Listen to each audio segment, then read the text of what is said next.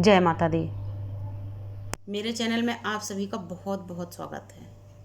उम्मीद करती हूँ आप सब लोग अच्छे होंगे, खुश होंगे और अपने अपने घरों में सब लोग सुरक्षित हैं। जब भी हालात बुरे होते हैं तो भी भगवान कोई ना कोई रास्ता निकालते हैं, और जब अच्छे होते तब तो सब कुछ अच्छा ही होता है।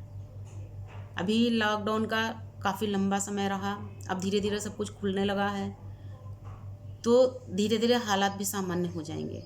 क्योंकि कोई भी समस्या अगर आती है तो उसका खात्मा होना भी तय होता है। जिस तरीके से रात के बाद सुबह ज़रूर होती है, उसी तरीके से जब कोई समस्या आती है तो उस समस्या को ख़त्म करने का भी कोई ना कोई रास्ता ज़रूर होता है, उसके निवारण का भी कोई ना कोई रास्ता होता है। खैर, अपने टॉपिक पे आते हैं। जिन लोगों को एलर्जी वाला जुकाम होता है वो क्या करें। जैसे एक जुकाम होता है, नॉर्मली वो किसी को भी हो गया, तो जो नॉर्मली किसी को भी हो जाता है वो जुकाम 2 से 3 दिन में अपने आप ठीक हो जाता है। लेकिन किसी किसी को एलर्जी वाला जुकाम होता है, तो वो किसी चीज़ से होता है। उन्हें किसी 1 या 2 चीज़ से एलर्जी होती है, जिसको खाने पीने के बाद में या जिसके कनेक्शन में आने के बाद उनको जुकाम हो जाता है और वो बुरी तरीके से परेशान हो जाते हैं। इतना भयंकर जुकाम होता है कि सांस लेना उनका दुर्लभ हो जाता है, उनकी सांस फूलने लगती है, उनकी सीने में, उनकी छाती में बलगम इतना ज़्यादा हो जाता है कि एक तरीके से जकड़ा सा हो जाता है। उनके गले में भी इन्फेक्शन हो जाता है फिर, और बहुत परेशानियां हो जाती हैं।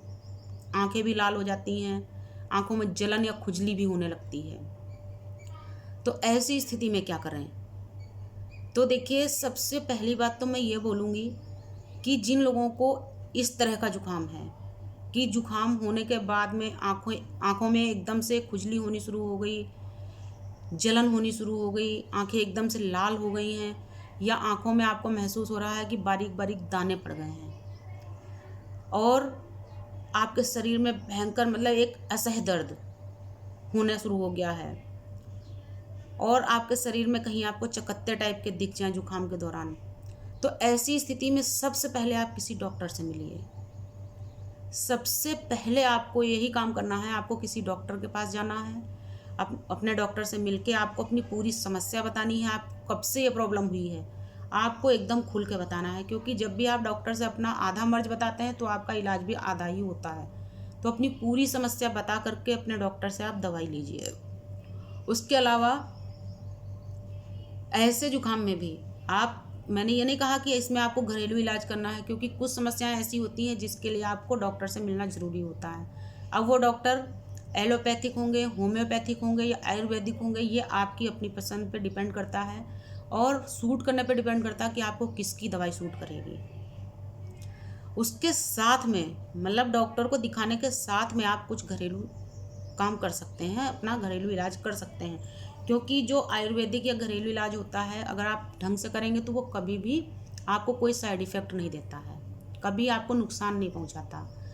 तो ऐसे जुकाम के लिए अगर आपकी आंखों में बहुत जलन होती है तो आप अपनी आंखों में रोज़ गुलाब जल डाल सकते हैं। गुलाब जल तो अपनी आंखों में मतलब शुद्ध गुलाब जल होना चाहिए।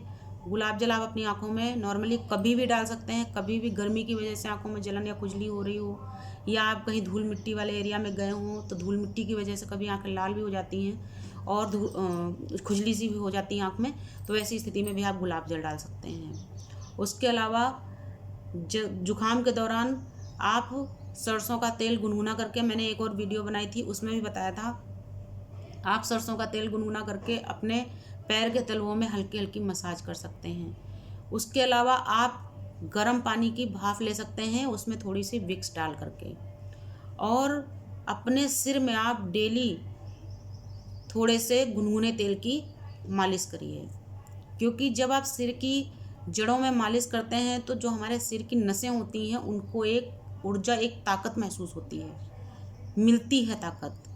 तो इसलिए अपनी उंगलियों से बहुत धीरे धीरे आराम आराम से बड़े अच्छे ढंग से करीब 5 से 7 मिनट तक डेली अपने सिर में गुनगुने तेल की मालिश करें। अब वो तेल सरसों का भी हो सकता है, और अगर आपको सरसों का तेल सूट नहीं करता तो आप नारियल तेल लगा सकते हैं। या और भी आप जो भी तेल लगाते हैं जो आपको सूट करता है। उसके अलावा जब आप लोगों को मतलब किसी को भी यदि जुकाम होता है और ख़ास करके जिनको एलर्जी का जुकाम है, आपको डॉक्टर खुद ही बता देंगे और मैं भी आपको बताऊंगी कि आप दही का सेवन रात में कभी मत करें। जिन लोगों को जुकाम वगैरह रहता है वो दही या नींबू जब भी खाएं तो हमेशा दोपहर के समय में खाएं। और दोपहर में भी यदि बादल है या बारिश हो रही है तो ऐसे में आप दही, मट्ठा या नींबू का सेवन ना करें, इन चीज़ों से दूर रहें। यदि आपको लस्सी वगैरह भी पसंद है, आजकल जैसे अभी गर्मी शुरू हो गई है तो लस्सी, शिकंजी, इस तरह के ठंडे ड्रिंक लोग पसंद करते हैं, तो ये चीज़ें भी आप दोपहर में पिएं। दोपहर से जब शाम ढल जाएगी, शाम के बाद में आपको ये चीज़ें नहीं पीना है। इसी तरीके से आपको एसी के सामने बहुत देर नहीं रहना है, कूलर के सामने बहुत देर नहीं रहना है। और यदि आप कूलर के सामने लेटते हैं तो अपने सीने के ऊपर अच्छी तरीके से कोई मोटा कपड़ा, चादर या हल्का कंबल डाल के सोइए, इसलिए कि आपके गले से सीने तक में बहुत तेज़ हवा नहीं लगनी चाहिए। क्योंकि अगर आप बहुत ठंडी और तेज़ हवा के स्पर्श में रहेंगे तो आपको समस्या ज़्यादा हो जाएगी और आप परेशान हो सकते हैं। बस आज की वीडियो में इतना ही। यदि आपको वीडियो पसंद आए तो लाइक और शेयर कर दीजिएगा और मेरे चैनल को सब्सक्राइब करिएगा। नमस्कार, धन्यवाद।